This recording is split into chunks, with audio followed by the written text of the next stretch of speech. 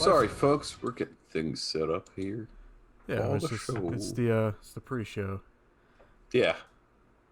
Don't be afraid. There's definitely nobody hanging out in my closet right now. Ever since the original Halloween. Yeah, before we went live, I was just like, Brendan, you got to shut your closet because it's freaking me out. Oh wait, I guess I'm unbanned because I was able to share that. Oh. Okay, whatever. Thanks, Facebook. Yeah, we could try our hardest not to get banned from Facebook, but I know that's not going to work. Oh no, I don't have a filter. Second, you know how I thought you were going to get rebanded because Prince Philip died? God. I was just like, he's just going to come off banned and just going to make one joke about how the man looks like a corpse already. I just like so the anniversary of Margaret Thatcher's death. Yeah. I just saw same week. So yeah, I mean, That's at least crazy. he was nice enough to wait a day to not spoil the celebration. I saw something on Twitter. Death. Yeah. Jesus. Well, if you don't, It's so weird because British people actively celebrate people Irish dying in this podcast. Well, the Irish have a really good reason to celebrate the Thatcher dying, and that's mostly who I saw. Oh no, I am 100% on board with fuck the royalty and all that. It's just amazing that like he died and nobody waited a second. Yeah.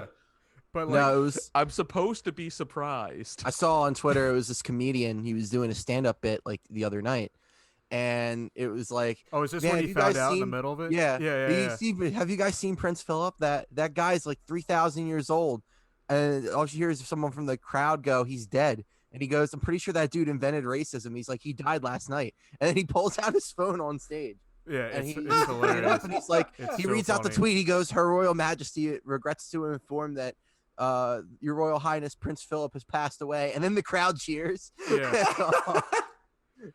And then the look on the comedian's face is like priceless.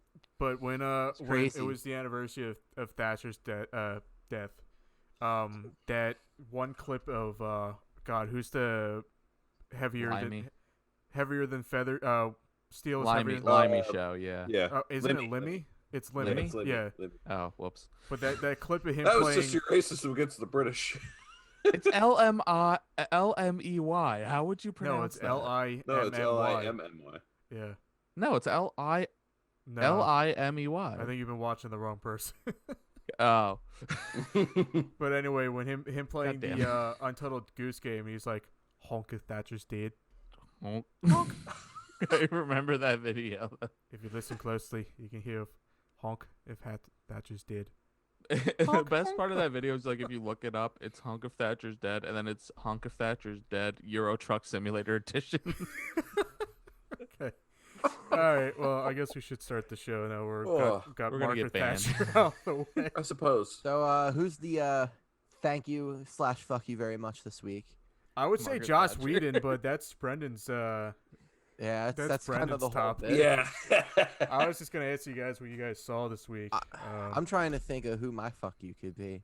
We watched Winter Soldier, but one of us doesn't want to catch up. Wait, Winter Soldier would be your fuck you this week? I don't Oh, know. I'm No, sorry, no, Falcon no, not White Wolf. He's Mine's definitely John Walker. That's all I gotta say. Fuck you very much, John Walker. So I'm not up. You run the gray line. However, you are still a piece of shit. Supposed to say people who don't this point. read and don't realize that he's U.S. agent are gonna have a really bad fucking time the next 2 episodes. Oh yeah, 100%.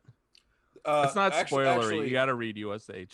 slight thank Well, you I've and seen reminder. US The Agent. I've current read it. U.S. Agent run is actually really good. Like the actual feel like current US run on I John feel like Walker is U.S. really good. Agent is just like a really well put together B superhero in general. Like I think he's put together because he runs that line and because sometimes Yeah. he's kind of an asshole villain. Yeah. I think he kind of runs the same line as the Whenever he's Punisher acting without being as 100%. mainstream. Whenever he's acting 100% behind the back of the U.S. government, that's when he's the villain. Yeah. Yeah. Now there are some moments where he is heroic. For example, if you look at what is it, Mighty Avengers? I think it was Dan Slott who was on it at the time. But Slott's Mighty Avengers is really good. I'd recommend it. It's you've got Ant-Man You or can read you've got, anything Dan Slott and you'll get some entertainment out of it. He's a good writer. I'm not too keen Unless- on most of his Spider-Man, but Okay. Ooh, that's I like interesting. I like He had a long run on I Spider-Man. like didn't Otto. I like Otto as Spider-Man, but I'm not keen on most of his. But Didn't anyway, he have how long was his run on Spider-Man? It was a couple I years forget, I though. forget how long. He actually started some shit on Twitter this week. But what I was gonna say was Mighty Avengers with him is really good because at one point they go to China and they meet the Chinese superheroes, which are like the People's Defenders or whatever. And of course it's John Walker, so he's like, you commies. And then later what ends up happening is when they're fighting when they're fighting this old like inhuman king, what happens is he basically uses this gas to turn them all into like Cro-Magnon men who are like mindless and will just beat up anything. And what happens is Pietro finds a way to awaken the John Walker that is inside, who as he's grabbing him, and like he's looking down at Walker and he's like, John, if you don't stop, the commies win. And he's like, my God. And then he runs up and punches the inhuman guy. God. It's so funny. And he I think he has a fling with a Chinese agent after that. Her name was like Ban Luck, and she's from an organization called Grandpa, which has not been brought up since this book. But Grandpa is like an internationally funded paranormal detective agency. Oh my God. So, so what was the fuck you, thank you? I was gonna ask you guys what you guys watched this week, because last night I watched Justice League. Oh God, Crisis of Two Earths. No. Good movie. That one I was pretty good. have been beating Nothing my really way matters. through Yeah. the DC animated universe, Nothing. Yeah, and then I watched Red Son, and just the life got sucked out of me. In the words of Carl from Aqua Teen Hunger Force, this don't matter. None of this. Did you watch Red Son, Marcucci? No, I didn't watch it. Oh, I've heard a lot of hate about it, so I Just just read the decided book. not to. Read the Yeah. book. Well, read the book, but watch the movie. There is no protagonist. the movie. It's is meant to have a basically- protagonist, but there is no protagonist. So the book is written by Mark Millar, or Mark Miller is the Yeah. actual pronunciation, but he has an A at the end. So, I think it was actually Grant Morrison ghostwriting as Mark Millar, and then the movie for Red Son is what it would look like if Mark actually wrote it, Yeah. because it's a bunch of edgy tripe. It is. It really is. It's just like, wait, is communism bad? Is it good? Is it bad again? What's going on here? Did you know that showing moral grays is showing something as bad, then good, then bad, then good? And not Yeah, but just a stream of Subvert It's your just a stream expectations. both of it. it's just a stream of gray, and I was like, where's the line? There's supposed to be a line, and there's just yeah. Mhm. But like, I do get the both sides, showing both sides, positive, negative, but this was like 100% gray the whole thing. I'm just like, what's the fucking point? what did I watch this week? Last weekend I watched Ghosts of War, which I liked to a point, and then I didn't like the final twist to it so much. And then I also watched Rango. I finally watched Rango for the first time. That was The Johnny Depp lizard movie. the Johnny Depp Lizard movie. That was so I good. heard it's good. Yeah. That's spirit so of good. the spirit of the West. It's so good. I yeah, love Also, I've heard I- good things about it. My favorite part is literally that where he hallucinates to the point where he meets the spirit of the West, which is And it's just just Clint Clint Eastwood Eastwood. with a bunch of awards in his golf cart. And what else? I also started watching the Netflix Carmen Sandiego, like Where in the World is Carmen Sandiego show. Yeah. And that is a really fun animated series so far. Really? I'm really enjoying that one. Like they have basically a guy who's like a pathetic character played by Troy Baker, or like Troy Baker. I'm Troy pretty Baker sure. plays. You mean And- pathetic? Troy Baker plays a character. Like and he like last episode he's trying to get a new gimmick, so like that I saw him in, and so he grabbed a hat that does like the Luke or the I forget his name. Odd Job. Kung Lao. Yeah, essentially the Odd Job Yeah, thing. Kung Lao is, I think, the guy you're Yeah, talking about. Yeah, he does the Kung Lao Odd Job thing. that's hilarious. That's cool. And it also Um, is like Mjolnir, where he has like a glove that will attract it back to him. As far as what I watched a whole lot of Phillies baseball because baseball's back. and Nerd. Yeah, right. Fuck me. Oh, fucking nerd. And, Go watch sports, nerd. I finally watched WandaVision. It was good. I liked it. Damn right it is. Yeah, it I was really good. If it makes I me cry wasn't- in the end, it was pretty good. So it made me cry. So The last it worked episode for me. is Red Sun made me cry, and it wasn't good. I'm sorry. No, that's Way to completely fucking fair. ruin it for me, man. Come on. Anyway, You're not gonna That cry movie because ruins it's itself emotional. for You're you. gonna cry because it was no, really bad. no, I don't care about Red Sun. I'm telling you about like, thanks for ruining my moment. Oh. Yeah, I also, ruins itself. I'm caught up on Falcon Winter Soldier. I've been watching a lot of Invincible. I hadn't watched the latest later. episode. It's okay to But spoil 'cause I've I'd seen imagine snippets. it lines up pretty closely with the comic, so I could probably have an intelligent what I've heard. conversation regarding it. The first 3 episodes lined up with the first like 6-7 issues, so I don't think I know crazy. anything about that character. I'm telling you, you're missing out. Really? I think it's Robert Kirkman's best work. I'll I check it out. still need to read it, but so far, if it's anything like the show, yeah, I'd agree. It's probably his best work. I also got to watch, or I got to read, and I'll probably be in the next episode review, Fantastic Four's life story. Wait, Wait, they made a life story off Fantastic Four? Mhm. aren't? They That came out? I thought Holy it came shit. out, No, I didn't think it came. or out was yet. it just announced? I think it was announced. I was don't think gonna it's out say, quite because if it's yet. anything like Spider-Man life story, holy shit. Same, yeah. Oh, also, Spider-Man Life Story is getting an additional issue. No. they're getting one for J. Dude, Jonah I just got- Jameson. I just got chills thinking They're- about that. Yeah, That's they're getting crazy. one. They're getting one specifically focused on J. Jonah Jameson. Mark, For anybody who might be new to our audience, if there's any one thing Spider-Man that we could add to a quintessential list of things you should read before you say, "Oh, I really like Spider-Man," it is Spider-Man life story. because- Literally, the only of issue how- of Spider-Man Life Story the is concept- there's not enough of it. because the Exactly. concept that you don't see in comics, is the you fact really don't see Continuity. a character time that was just like, hey, why don't we continuity when it was founded in the 60s, and then just kept going to now. Yeah.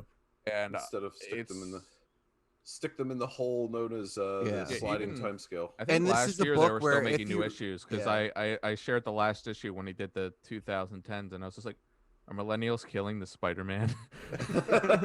if you read Spider-Man life story, this And then is the what- ending is yes. this, Yeah. this run is what you can turn around, and if one of your friends say, "Oh, comic books are childish and stupid," you could pull this out and just like shove it up their asshole, because the moment you Mm. do is the Fisting moment mitt. you win the argument, because this is just, it ties in like an actual, The other thing I'll the way say it about works it, is it's very mature. If you It take gives anything you- away from this podcast today, is that if someone disagrees with you, take the comic and shove it up their asshole. essentially, Indeed, Yeah. several of Choose you your will be character. receiving West Coast Avengers this way. you're going to be receiving a comic book enema. So the real question is, with the new Marvel good shows, band name. Enema, an enema of information. So to piss Sisto off, I'm just gonna say this. I had this thought before the podcast started. I love Why? you. Yes. Why must you put me in a bad mood? So with all the Marvel shows coming out, will Howard the Duck appear in any of the episodes before Adam Warlock? And if so, which one? So he was supposed to get a show on Hulu. Dude, go Howard the fuck Duck? yourself. Oh, Adam, an animated series. Howard the Howard the Duck or Duck. Adam Warlock? Howard the Duck. Oh, Yeah. Adam Like, Warlock's that's- supposed to be. There was going to be a Howard the Duck show. There was going to be Tigra and what was it? Tigra and Dazzler show. I mean, there's on Hulu. MODOK, which I still got. And then the only one of these projects that Dude. went through was MODOK. And there's We need a MODOK project, What is especially the- after the Avengers game. We need a MODOK. there's a Yeah, but this isn't Show gonna be. that's- This isn't Avengers MODOK. This is there's a X-Men sh- MODOK, right? there's a Patton show that- Oswald's MODOK. There's Oh. a show that made it to Hulu for Marvel, and I can't remember the Hellstrom. Yeah. Hellstrom has a show, and most of you are looking- probably only just finding that out because no one gives a Yeah. shit about the Hellstrom. I didn't show. know. I didn't know the Eternals came out. That's how bad. Well, no, the heard it comic's was- out. The movie's not out quite yet. No, no. Inhumans, was that it? Inhumans, The yeah. TV show that There was, was a really whole- really bad. It was gonna be a movie. It's on because Disney. It's on Disney Plus. There's like 4 episodes Yeah, on but Disney it got like a Plus. 20 on Rotten Tomatoes. Why would I want to watch that? Short history of the Inhuman show is they wanted to make them the new X-Men. Feige didn't like that. Said, "I'm not making this a movie." then it gets canned to ABC instead, and it sucks. And that's a short history. There are 4 episodes. Did they of it just on make Disney some Plus. random British bulldog to play Lockjaw, or I don't know. If so, it's Or a did they talented just- bulldog. He can it's a actually talented teleport. bulldog, right? Yeah. He can actually teleport. Lockjaw is definitely one of the more powerful beings in Marvel Universe. He's just got off human of- teeth. Yeah. This Well, is a Lockjaw stan account. Just saying. Speaking of He's the powerful good- beings, he's the goodest of boys. Oh yeah. Speaking of powerful beings, King Shark in the Suicide Squad trailer. We King haven't Shark. talked about the Suicide Squad trailer yet. We could do And- that. And What'd you guys think of it? I thought it was interesting. The only reason I think I'm interested, and I'm not a big DC fan when it comes to their movies by any note. I usually Yeah. judge them pretty hard. Yeah. The only one I really liked is Shazam, and that's because he's kind of my favorite DC character. Mhm. That's kind of a hot take, but he kind of triggers the kid in all of us, I was whatever gonna say, I kid saw wants to some be as a Marcucci's superhero. I saw Marcucci's hot takes on Twitter. Yeah, some hot takes yesterday. So I said, Yeah, dude, you're he entitled did. to your wrong opinions. Fucking Yeah, Christ. right. I think Wonder Woman was probably my most agreed on hot When take. when it comes to Suicide Squad, I think it's going to and correct me if I'm wrong, but what it's trying to do is it's trying to capitalize as putting as many big names as we can in one place. It's gonna be fun as shit. and Yeah. killing them off. Exactly. Yeah. And you're gonna be like- part of anything Suicide Squad. Like I could sit Killing here and them. tell you, like, whoever the fuck Pete Davidson's playing, pretty sure he's that thief dude. He's like started off as a small time thief and then just became a All I villain. know He ain't gonna be around for long. is I love peace, and I will kill every man, woman, and child I need to get. Oh yeah, I Can like somebody that. tell? Can somebody I'm tell so John? ready for John Oh Cena. yeah, John And Cena. he's been doing Oh. every interview for Yeah. anything in the Peacemaker costume. I've been following him Love on it. social media, and he keeps wearing it at all of his interviews. And I was like, can someone tell John Cena that he should be out of character before some kind of accident? And like I looked up, because I'm very worried about him. I looked up the background of Peacemaker because I was Peacemaker. interested. There's Oh not yeah, much. it is a Fuck. very fucked up character. But there's I also love not Charlton much. comics. There's also not much for them. There's and not much on most of these characters. I feel like the only one that we have. Arm fall Well, off. I boy. can't really. I think- can't really speak on that, but Arm Fall Off Boy does have some things behind him. Weasel, I would say, has a lot behind him. I think I vibed the most with Polka Dot Man. I think he's the best. Didn't Weasel going to kill die. Polka Dot Man or something like that? There's in also a lot of comics? characters that aren't announced yet, so I'm Uh. like fingers crossed. Calendar Man's in this movie. Taika is totally going to play Starro. Like I'm already saying Taika's going to play Starro because Oh, we don't actually know who he plays yet. That'd be nice if Taika Waititi. People were was predicting Starro. King Biggest Shark. Funny. takeaway from the trailer was the announcement that Sylvester Stallone is King Shark, and I still can't. I still And- can't wrap that. And I still can't grasp that choice of cast, Or that he ripped someone vertically. num in half. num. or that he agreed He's to. gnawing on a human skull. Or he ripped someone in half vertically in that trailer. I This didn't. was Watch, their I thing didn't to watch do. the I second love- one. But I saw love the first. beginning of that trailer so much, just because the moment where Harley comes strutting down and it's like it was a really good plan too. Yeah. and it's just like, you guys, I can can go back sign up if if you you want. want. It's like, that's patronizing. You were gonna rescue me. I'm Bloodsport. All right. Dude, Well, I'm excited for Idris It's gonna be a Elba's better Bloodsport. Justice League than Justice League. yeah. Considering that, I think the very important thing here is, well, James Gunn really likes to pull obscure characters. That's fall kind of off, his. boy. That's kind of his thing. I'm so happy that TDK. So they're not calling him Arms Falling Off Boy. They're calling him the Detachable Kid. It's hilarious. Dude, Nathan Fillion's gonna die so. He's going to fucking die hard. so hard, and and I cannot wait to see him die. The second Because those arms James Gunn loves to mess up Nathan Fillion in his movie. the second that arm detaches, he's going to blow up because there's that cut of his arms going out, Mhm. and I'm just like, he's going to die right after But that. the big thing is Starro is the first Justice League villain. Like in Yep. publishing history, the reason that the Justice League even come together is because of Starro, the Conqueror. Hmm. He actually even shows up as an Injustice as like something that legitimately almost wipes out the Green Lantern Corps. Yeah. No, Starro's cool. I love Like, he Starro. is a Yeah, I didn't know legitimate- much about him until the trailer. So in Justice League 2, that comic run that I keep noting that Lobo shouldn't get a power ring. In that issue, somebody was just someone in the Red Lantern was like, "Hey, well, if you have a Red Lantern as Starro," and it was such a horrible decision to the point where he almost wipes out the Green Lantern Corps. If you want more Starro, go read Scott Snyder's Justice League run from like last year, I think, because basically Batman adopts a tiny version of Starro that he keeps in a jar. So he is referred to as Jarro. Oh yeah, Jarro. I'm gonna wait till Brendan gets into his topic to talk about that. But we can start now if you want to. I think it's up to you guys. Hold on, I gotta load my topic sheet. I was I have a few things before that. Oh yeah, so. true. Yeah, I just want to do a quick recap. WrestleMania Night 1 was last night, and I know we're not big wrestling fans, but I like Asuka. That's about it. Asuka's very good. She's one of the best talents WWE has to offer. I love her. I love her on social media. She is great and hilarious. You really should. She has an hilarious YouTube channel. I've been known to stan a nature boy here and there. Give me a woo. And a nature boy. WrestleMania Night 1 was interesting in the fact that it started off with the title match, which usually the world title would go on last, but in this, scenario, it actually is a fitting first match. We see Drew McIntyre versus Bobby Lashley. It actually ended pretty well, where it protected Drew McIntyre a little bit to where he didn't tap out to the Hurt Lock, which is like a big. It's been pitched as a big finishing like submission move. Drew McIntyre actually passed out in storyline to the Hurt Lock. This way, Bobby Lashley would beat it. On most sites, it's getting a grade of a B. I would rate it around that. It was entertaining. It kept me.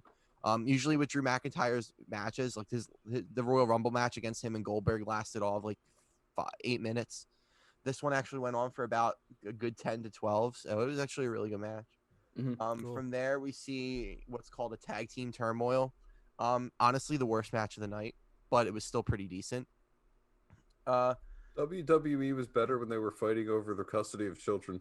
Yeah, I was in ladder matches. I was gonna throw in an Easter egg on that. That's all I can think of. Anytime I think of WWE, I think of the custody flashback to one of our episodes talking about one of the worst moments in WWE. But yeah, so from there, Natalia. Oh, there's worse. Won yeah, that match. I would say Chris Benoit is probably higher on that list there, Mungi. Yeah, Chris Benoit was god awful. So the really two best friends play used to do occasionally WrestleMania, where they'd play a bunch of wrestling games for like a month, and the first WrestleMania, Pat, the one guy Pat, kept doing a thing where he'd pick Chris Benoit every game. And at some point, he'd shout, "Bring back Benoit." God. So awful. Yeah. He was a great wrestler, but what he did was absolutely awful. Oh, yeah. And we'll stop it there, because that's a dark topic. Cesaro versus Seth Rollins. This was by far, I think, the second best match of the night. So much fun, because usually with a match that's not for a title, you have to create your own narrative for it. That's actually pretty good. Yeah. This one. I keep looking back because I'm wondering what's fucking going on in my background. I see like a field of cattle. Oh, there's a cattle run. I don't want to spoil anything for this match, but I'll just let you know that the finish was Cesaro beat Seth Rollins. But all I have to say is they dragged it out for every last drop before getting repetitive, and they did a lot of good things on that.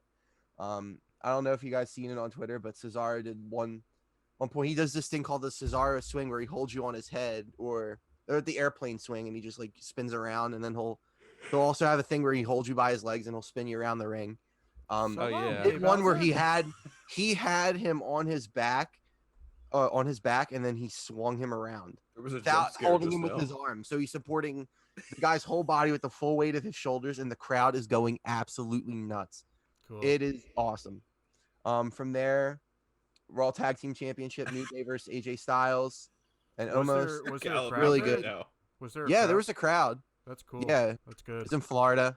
Well, that's why. I mean, if they did it, yeah.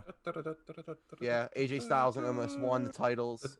That's another great match. Omos is a big bodyguard type character. But everyone's been that one I've heard of. He's a huge fucking dude. He's gigantic. He's got to be like 7'2". something like that. That's insane. And a recap: Shane McMahon versus Braun Strowman in a cage match. So this is kind of the running joke at WWE.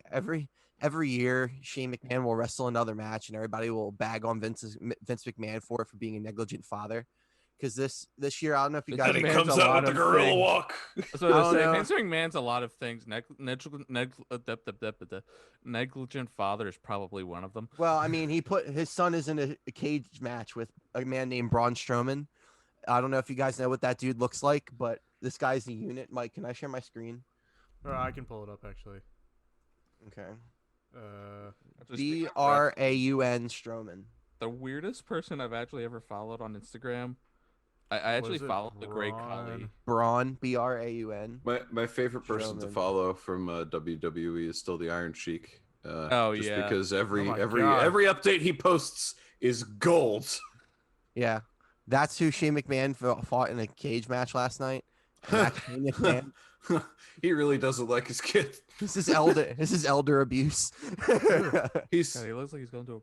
I can't say that. I wonder if that's all natural. I'm not allowed to say this on the podcast. Can I pull up a clip from this real quick? Hold on, I'll send it in the group chat because I'm afraid to say it. Yeah, so they did a spot where Shane McMahon was on his way out of the steel cage, but Braun Strowman. So can I share my screen? If it's WWE footage, we could get claimed. It's a GIF. It's a GIF. Yeah. Did you just say that? No, you're not allowed to play it anymore. You're not allowed to play any GIF in this chat anymore because of that. Shut the fuck How up. dare you? That's how it's pronounced. No, the fuck it isn't. So do you call people? No, we're moving all of my topics now and devoting time to debating. There is very rare that I actually have stuff to say in this podcast. Let me finish. God damn it. I apologize. Go ahead, sister. Can I share my screen, please? Yes, you can show your GIF. Yeah. Let's see. I'm sorry, sister. Jesus Christ. Right. You're right. I'm sorry. Oh, there you are. You have to give me permission. Looking good, by the way. Cool. There you go. Should be good now. Zoom. Nice. Can you see it? Mm-hmm. There was this spot where the man literally ripped the steel barbed wire off the cage and proceeded to drag old man Shane McMahon back into the cage. I like that WWE's official page can only say what is happening. Was this at the Mania? This was at WrestleMania Night 1. So I kept telling you, it was amazing. The show was amazing. So the issue, DraftKings. The issue is I do follow people they know who I'm a follow gambler. Wrestling. So when I see these things, I don't know if it's recent or like a past highlight. No, this just happened last night. And I'm telling you, like, we have to get together and you can see one of the metal rings shoot off, and the second time he pulls it. So it was gimmick, but it doesn't look. It was gimmick to where like it looks real and it's still like awe-inspiring because no matter how much you gimmick steel rings, look at them flying. It's like he's like the Incredible Hulk. I guarantee you, maintenance is just pissed that he just ripped through all of that. And probably the most impressive match of the night was You know who Bad Bunny is? The musical artist. No, I know she's trending. He's a Hispanic. Well, I wouldn't say Hispanic. He's a Latin artist, and his music is very popular with. All I know is that Poppy played at the show. When I tell you, this man he's gone on a run where he's like he's like outsider, but he's coming in. He's trying to wrestle. This man's been putting in the work. He's done some crazy stuff. So this is him wrestling. He's on the left. He has didn't he do formal training experience. And he did what's called. Didn't he do that? Yeah, Canadian or whatever. He did a Canadian Destroyer, which I have a hot take of that. I don't like that move. It's weird. I like it because the man who did it originally, his name was Petey Williams. He was very good at it, and it was a devastating move. Like no one kicked out of it. Like if he had the chance to hit it, he won the match almost every time, unless it's a triple threat match. Somebody broke it up. But now it's kind of where like there's wrestlers that will pull it out in the middle of matches on TV and it won't do shit. So the move I'll show you. Yeah, it's weird because it looks like you can fuck it up a lot of ways. Bad Canadian. The only good Canadian. This is that's the move. Oof. It takes like a lot of much can get wrong. So Well, no, actually, it's a safe move because in order to do it, you have to do it. You're really only going to do it with someone who has enough coordination. Yeah, John that's Morrison's the name of the guy who receives the move. He's actually well known for being an acrobat in the ring, in terms of what he can do. So seeing him take this move makes me think that this was practiced and planned. Well, obviously it was planned. Well, yeah, it's wrestling. With someone like John Morrison, he's been wrestling for easily over 13, 14 years on the highest level. So to see him do this move, I couldn't think of anyone else who should be doing this move with him. Because that whole part right there where he's got to do the backflip part of it, to where like there's so much like energy being transferred that there's a lot of margin for error. But if you're doing it with someone as skilled as John Morrison, these guys are getting injured at the same time. Oh no! Well, Bad Bunny, that's the thing. He's completely fine, but that's what they want you to think, that they're both receiving the end of it, and that's why it's great, because Bad Bunny, he has no wrestling experience at all, but he took the match like an exact wrestler. He's selling the moves. He's making himself look hurt. He's selling his injuries. Like that's what you want to see from people that come in, because usually with these celebrities, they don't share. That's great. Yeah. They don't share enough respect for the sport to where that they'll take bumps, they'll do moves, they'll do everything. The only person that really has ever had this respect for the sport before is Andy Kaufman. In terms of like what this person, and then David Arquette. Don't let me forget David Arquette. David Arquette is a legend in wrestling because of the things that he put himself through to just show his love for the sport. But there's very few celebrities that come in that have these type of matches that are actually like really good. Like I could list five or six that really like do well, but otherwise like this is so impressive. Is Ozzy Osbourne and Mario on that list? No, but Dennis Rodman and Karl Malone. No, Mom, I can't. Do your chores, Brendan. Noted friend of the show, Brendan's mom. Brendan's mom. We're having a bunch of walk-ins today, and then by far, I think the most impressive and historic match of the night was Sasha Banks versus Bianca Belair. It was the main event. It headlined the show. Two women headlining the show once again since I think WrestleMania I don't know the last time, but probably 35. I think 35 or 34. I actually follow. But these two are phenomenal. Sasha Banks, Bianca Belair. Bianca Belair finally won the match. She did win the Women's Royal Rumble to get there. But great match overall. They really killed it. So that's it for my WrestleMania recap. We have night 2 tonight. Most noted matches out of that are Kevin Owens versus Sami Zayn, and I think it's an unsanctioned match. Maybe it's got to be no disqualification. Those two usually. That's a very safe match for them to do on WrestleMania because those two are like best friends in real life. So they're gonna do well together. And then we have Edge is back. So we have Edge versus Daniel Bryan versus Roman Reigns in a triple threat match. That's probably my most anticipated match of the night. Otherwise, that's how I will leave off on WrestleMania results. So thank you for my TED Talk. This has been my TED Talk. I actually don't follow Sasha Banks, but I do follow her corgi. Oh. she has a corgi, Rio. That's funny. He's actually been appeared on WWE. Oh yeah. So that's just funny. I don't follow her, but I do follow her corgi. All right. Thank you for letting me do my WrestleMania recap. No problem. Much Sorry for getting mad about I don't know much about wrestling, but I will say that they do dedicate a lot to the sport, and it is a testament to athleticism in itself. I mean, my back's sore just looking at it. Yeah. People say that just because it's scripted, it's like it's but a it's show. still It's an entertainment. Exactly. They have to gladiatorial matches. They have to be peak performance to be able to do that without getting injured. Very true. But and that's half the battle. I was like, the random person I follow on Instagram, the Great Khali, and he is he's exactly what you would expect if he had an Instagram. He is an interesting person, but he's exactly who you think he'd be if he had an Instagram. Yeah. But he's very loving. He always shows pictures of his family, so that's nice. That's good. Our modern day, in terms of like how he handles himself, I would say he's like the modern day Andre the Giant. Oh yeah. Because Andre was just like that larger than life superstar. Great Khali was kind of billed to be that larger than life guy, but he wasn't. He was popular in his time, but I mean, He was. that It's era funny didn't because have- I No watched. one will ever be Gold Dust. I actually watched the making of the Adam Sandler's Longest Yard. I actually do like that movie for some reason. It's a good movie. But It's okay.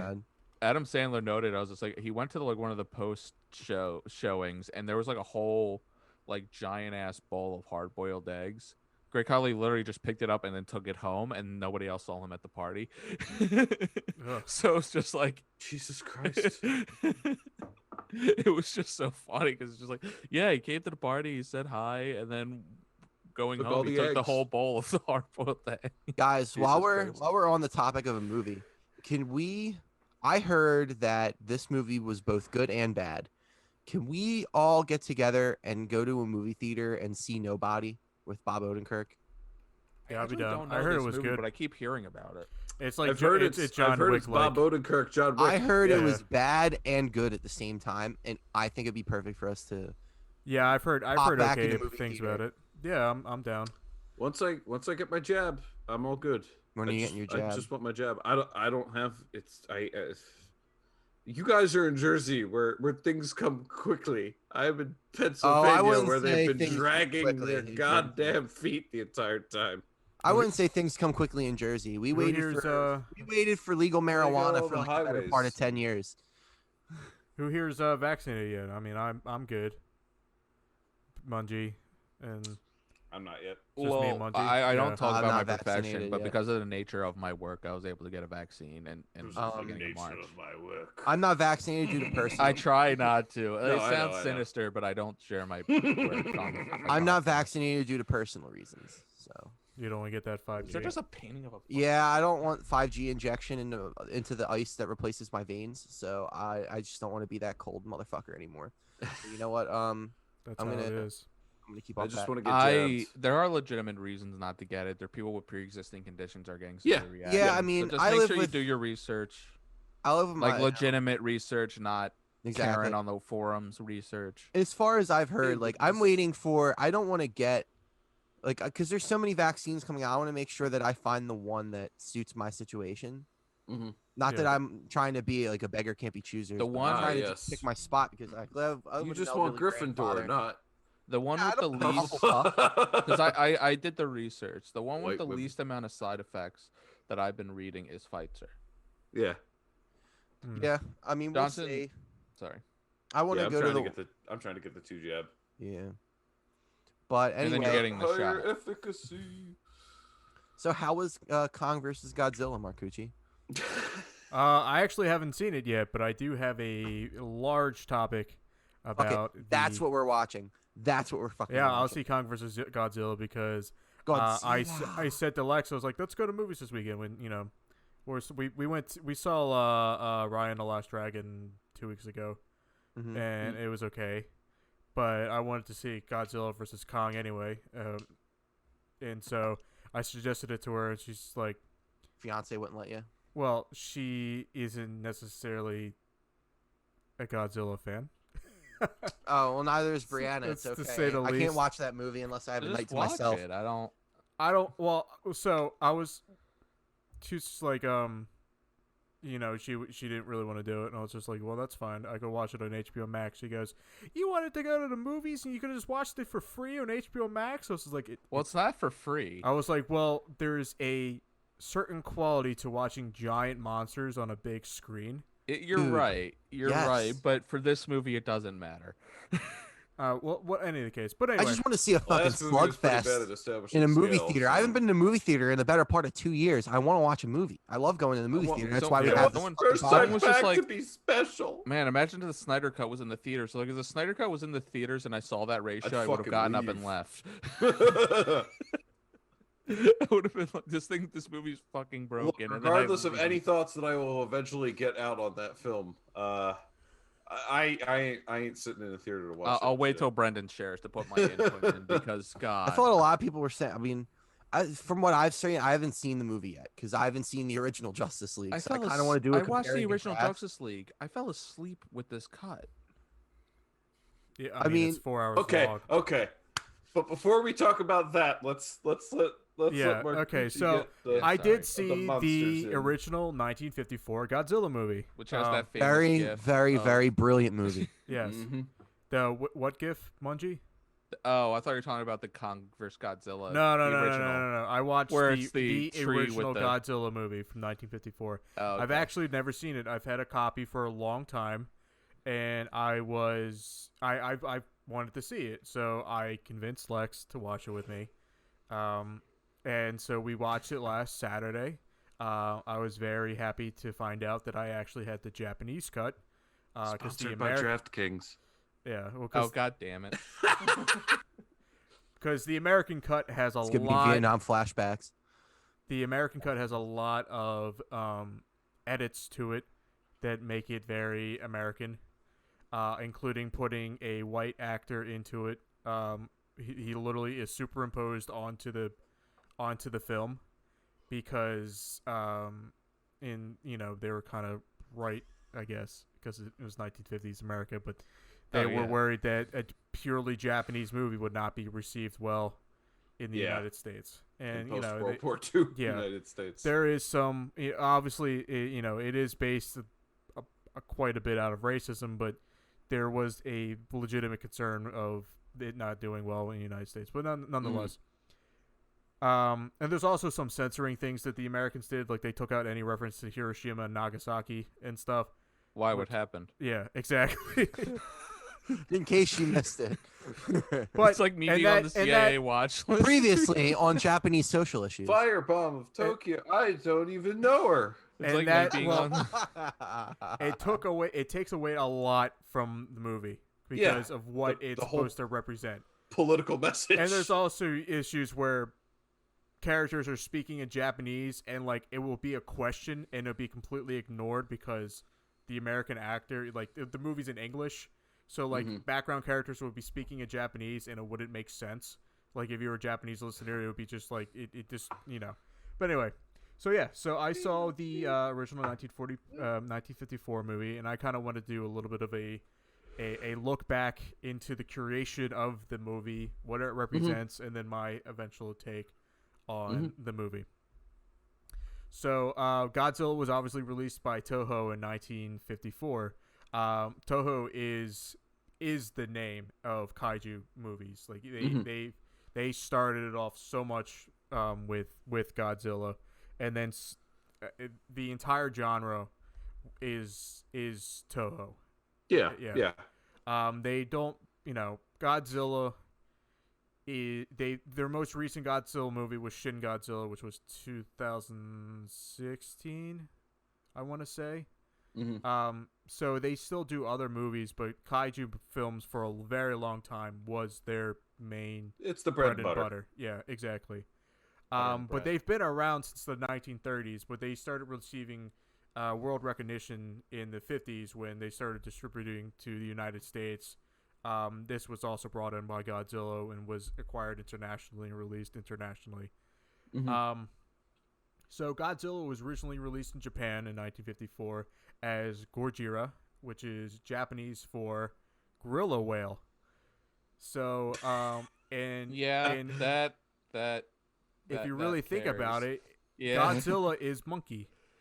So he's not Team Monk. I can't do it. But he's gorilla whale though. So, but anyway, I would whale be gorilla. I wouldn't be Team Kong's Godzilla, better. but I would be Team Gorilla Whale, so it carries. Kong is better. But the name Godzilla was also a creation by Toho's international marketing team in 1955. So that was for the English releases and stuff. Yeah. But based on Godzilla's history and its kind of more well-known movies of how quirky it ended up being, and how kid-friendly and I would say commercial that it became. Godzuki. Yeah. My favorite. But the original Godzilla was extremely political. It was it was taking on an extremely controversial topic of the time in a country that is the sole victim of a nuclear bombing. Yeah. and the bomb itself was obviously a huge controversy. And on top of that, Japan just couldn't catch a break at this time when it came to nuclear weapons, because at that same time, during the filming, right before the filming of Godzilla, the United States detonated a hydrogen bomb in the Pacific Ocean, the Castle Bravo test, and the fallout of it landed on a Japanese fishing boat and poisoned the entire stock. And it was a huge issue because it was just a result of I guess you could say the lack of concern by the United States of what would happen, what's going to happen with us essentially detonating the biggest explosion created by man in human history over a place that had people there, Mm-hmm. But and the idea of Godzilla was brought on by a Toho producer because they had their biggest movie for that year was pulled after some disagreements with who they were going to do it with, and one of the producers was on a plane looking out onto the ocean and thought of a giant monster coming from the ocean as a result of the hydrogen bomb. So it's a directly affect the Castle Bravo test is directly influential to Godzilla. To Godzilla, yeah. So the design and filming of the movie, Godzilla's design was supposed to be a combination of a T-Rex, an iguanodon, and a stegosaurus. You can obviously see the iguanodon and T-Rex and just how the creature's body is built. I guess the stegosaurus because of its back. Yeah, the stegosaurus is more the fins. Yeah. The skin, of Godzilla has kind of that rough texture. It was supposed to replicate an alligator skin, but unknowingly or knowingly, it also is similar to how radiation burns form on a person. Yeah. That's one of my it's never favorite. really confirmed if that was the goal of it. You can put two and two together. Yeah. Yeah, but also I want to thank Wikizilla because they're kind of the internet's leading database when it comes to everything Godzilla, because there's a lot of information out there that's wrong. Mm. I would also like to say, technically, those kind of plates that are on a Stego's back, those are actually called scutes. Scutes. Okay, well, Yeah. Godzilla's scutes Yeah. are from The a nice word. stegosaurus. But Scutes. Wikizilla is Like very that. good when it comes Scutes. to figure out what is true and what's not when it comes to the filming of these movies, because there's a lot of False information that just... I want to say false information. It's just incorrect from people that are on the set, but they just have a different take. Like, for example, there's not a consensus of what Godzilla's skin was, what the color was when they were filming it. They're not sure right? if it was a gray, a dull brown, or a reddish black, because there's three separate people have given three separate colors of what the suit was. Well, green is what was in the marketing. Well, no, but does anybody else see Sisto's screen self as green right now? No. What the hell? No, he's fine Holy on shit. mine. Do I have gamma radiation? No. Your Am I becoming- camera's green on mine. Am I think it's becoming the just you. Hulk? Holy shit. God answered my wishes. That's why I laughed. No! I, thought That he, was your- I thought he put on a filter or something, but he's Wait a second, green that on was my your. screen right Wait a now. second, that was your prayer. Yeah. Hulk to smash. be induced. with Puny gamma banner. radiation. Irrelevant. Okay, it's Puny fixed now. banner. But anyway, so the skin looked like radiation burns, and on So top does of mine, that, ironically. the original rubber suit. Cute. So Godzilla was supposed to be stop motion, similar to King Kong, but since it had to be finished by the end of that year, for time constraints, Yeah. they resulted to Claymation Kong making. would have been a lot of fun.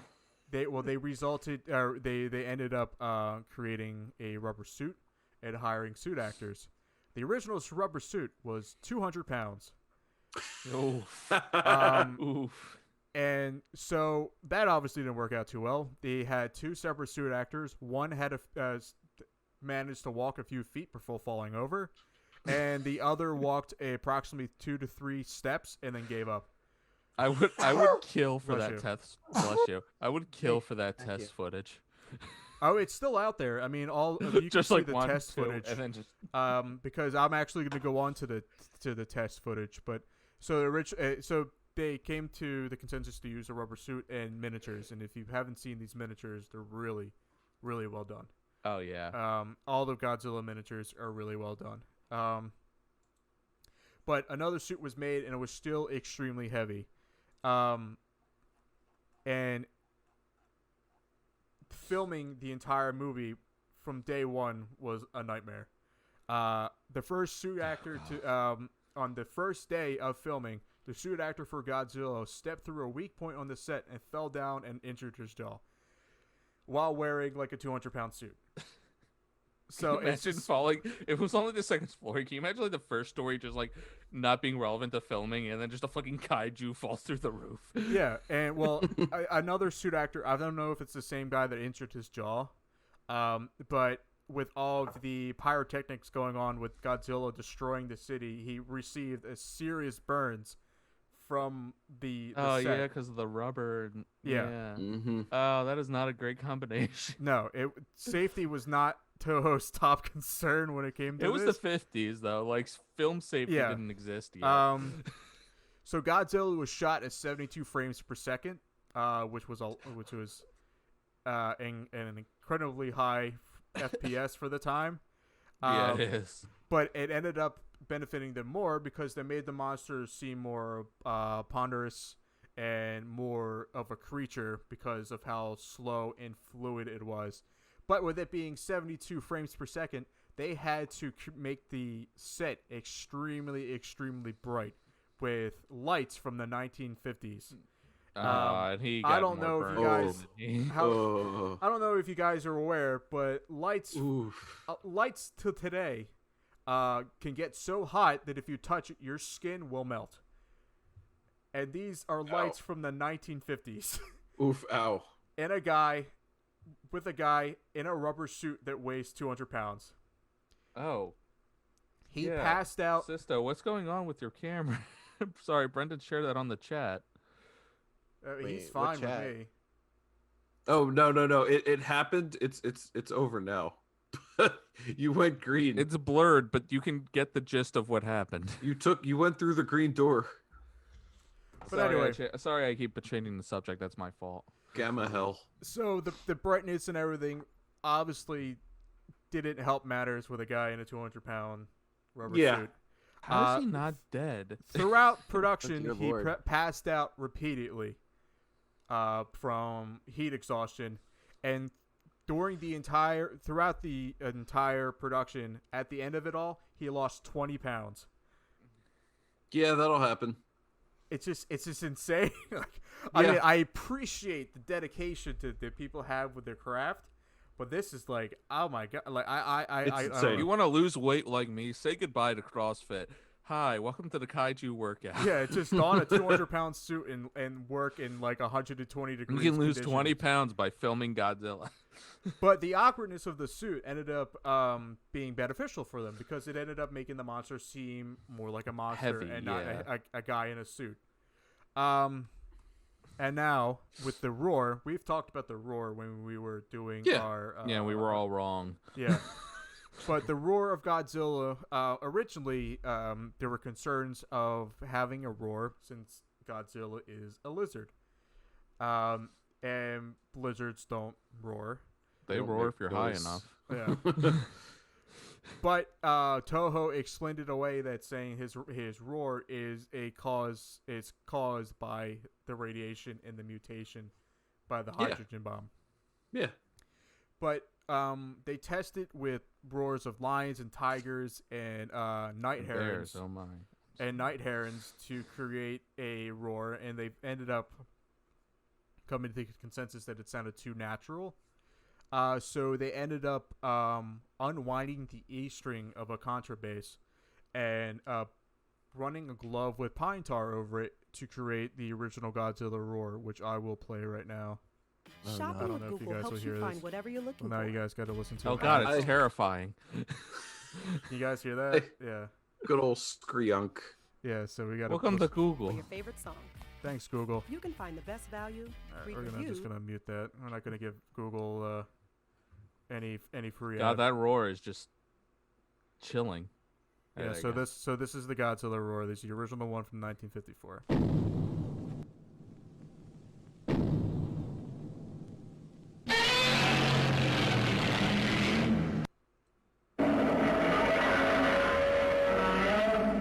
Yeah, so pretty intense. And Skryunk. That second one always gets me though. It's like it strikes into my chest when I hear that. yeah, There's a primal fear that you get from that. And they really hit the nail on the head when it comes to unnatural sounding roars. Yeah. So they really did a great job when it comes to that, and obviously it became a world renowned in a very much recognizable roar, probably throughout all of movie history. I would be very surprised if anyone would be able to recognize that roar. But anyway, so a general synopsis of the plot is that Godzilla is an ancient monster that was awoken by the nuclear bomb testing that destroyed its habitat. Its first signs of it awakening were that it was attacking fishing boats off the coast of Japan, which is a very much blatant reference to the Castle Bravo test and it affecting those fishing boats. Eventually, Godzilla began attacking small Japanese villages, which then the government is alerted and they send people out to investigate. And they find giant footprints indicating a large creature. There, they see the first image of Godzilla, which was actually a hand puppet overtop a mountain range. I'm actually gonna pull up this hand puppet. It's pretty funny. Every time I hear hand puppet with giant monster, I think of Killer Teens from Outer Space, which is definitely a B movie you need to review, Mike. Yeah.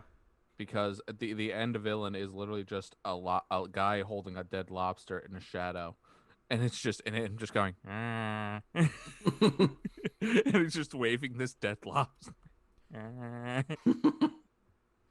Yeah. So.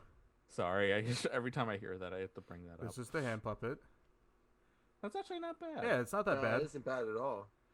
I was expecting like a sock with two eyes on it. No, it's not that bad at all. But it's not bad. You know, it's high production. I actually should watch the original. I actually might watch the original movie now. Which cut's on HBO Max? Do you know? Both. Okay. Somebody shopped one of the newer ones into the yeah. Down there a bit. Where'd it go? Right.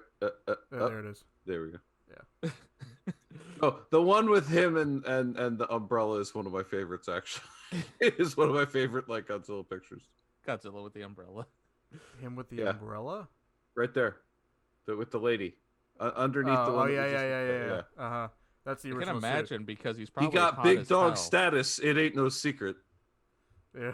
I can imagine it's because he is sweltering and about to die in that suit, and the umbrella is probably taking away like maybe 1% of the heat. La-di-da-di-da. He will take what he can get. That poor man. Yeah, but just like look how great the sets were. It's incredible. Well, now that I just watched this, I can just know, man, that guy's probably like 3 steps from death during this whole film. Oh yeah, and he was consistently like 3 steps from death. Well, anyway, Poor man. so continuing with the plot, so obviously the attacks draw the attention of the Japanese government, and they send people out, which they eventually see they see Godzilla over the hill, and he begins attacking a village. Eventually, so Japan sets up a response to this in order to defend Tokyo from an incoming Godzilla attack. They deploy high tension wires to put it around the city, electrical wires to kind of hold them back, and along with all of Japan's militaries in Tokyo. And Godzilla eventually attacks, and probably one of the most famous scenes out there is the original attack on Tokyo. Him walking through the high tension wires and then picking up a subway. I think it's a subway car or whatever. Yeah. Yeah, it's like eating it like a. Yeah. The high tension wires down. Yeah. And I don't know if it's a direct metaphor, but I think Godzilla, the unstoppability of Godzilla, was a reference to the unstoppability of the U.S. coming with the bomb, and no matter how much Japan tried to defend itself. Look, okay, I want to just put this out here first. I'm not going to defend a United States using a nuclear bomb, but I'm also not going to say that it was necessary, or I'm not going to say that it was wrong. This is not this is not going to be a hot take podcast, but in Japan's point of view of them being Japan's point of view is very clear. The sole victim of a nuclear bomb in history is that it was devastating to them, and 100%. And Godzilla attacking the city without and then putting as much of a fight as possible, and it being impossible to defeat him is, I believe, was a metaphor for the United States coming with the bomb. Whether that was, I don't know. Well, ultimately, Godzilla is destroyed. He actually is killed at the end of the movie by the oxygen destroyer, which was created by a character, Dr. Shirazawa. And Shirazawa's character is a tragic character because he's a scientist that discovered essentially the next weapon of mass destruction. Yeah. And he is dealing with the dilemma of releasing it onto the world in order to kill Godzilla, with the fear that the governments of the world are going to take this information and use it for a warfare. So that in the new Godzilla movie, it was just yeet, and then like there was no. I do remember watching this. Like there was no moral qualm with using that. It was just yeet, and then it. Yeah, they used the oxygen destroyer. I think in King of the Monsters. King of the Monsters. Yeah, there was no moral qualms with that. It's like, hey, are there people there? No, okay. Yeet. But essentially, it was a take on Dr. Oppenheimer. With his dilemma of releasing the nuclear bomb. I am become death. But ultimately, spoiler alert, Dr. Shirazawa sacrifices himself by being the sole. They have to go to the bottom of the ocean to deploy the bomb. They have to deploy the bomb. And Shirazawa essentially sacrificed himself in order for the oxygen to destroy it to essentially die with him. And so that is the biggest moral qualm in the movie, and it's a direct reference to Oppenheimer and the nuclear bomb and all that. So that was the end of the movie, and then my final opinion is that it's a staple for cinema. It is a staple. It probably will be something I'll watch tonight. Yeah. It is. Watch WrestleMania. Godzilla can be mocked and made fun of League. Because it is a ridiculous concept of a giant lizard attacking a city, but in itself, it's reasonable. But in itself, it's reasonable. It means a lot, especially coming from a country who cannot. No other country can relate to Japan when it comes to the nuclear bomb. Oh yeah, and Godzilla is their a representation of a physical representation of the fear of the bomb, and of the destruction that it causes. Because even so, that the Godzilla's original design was to make his head look like a mushroom cloud. Like they couldn't get even more direct than that. Yeah. So I think it's great. I mean, I'm a big Godzilla fan. I love it for all of its quirks. Really? I thought I didn't like Godzilla, but I love it for all of its quirks. I mean, it gets really stinky just a few movies after this. Mustachioed American man with the samurai sword comes to save the day. Those bad movies are my favorite.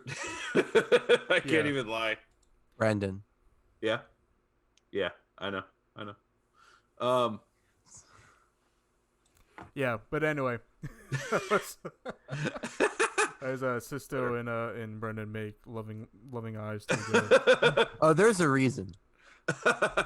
There's a very, very, very good reason. But yeah, I love this movie. Twitter holds that answer. I think it's great. I think everyone should watch it. I think it's recommended viewing for any avid movie fan or especially Cold War era cinema. I thought it was weird that like for some of the newer Godzilla ads, that he was just in a bunch of rap videos. One of the ads for Godzilla King of the Monsters was like, "Don't call it a comeback," and it's just like him like rapping in a car. There's him he was in a Pepsi commercial. Did you ever see that? Yeah, the Pepsi commercial too. Yep. It's pretty great. Godzilla, Pepsi. What was the I want Pepsi. Yeah, that's not it. It's yeah, a Nike Godzilla commercial. Sparkly. Yeah. Sparkly. No, that is a comic. There's a comic for this. Godzilla got busy. God. Oh my god. Legitimate. This is so 90s. Wall up, Zilla. The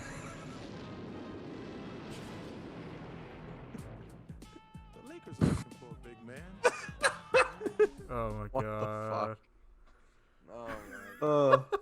Oh god. The 90s were truly blessed. Was Godzilla a metaphor for Michael Jordan, the unstoppable force that could not be beat? Jesus Christ. But anyway, thanks for listening to your rant about Godzilla.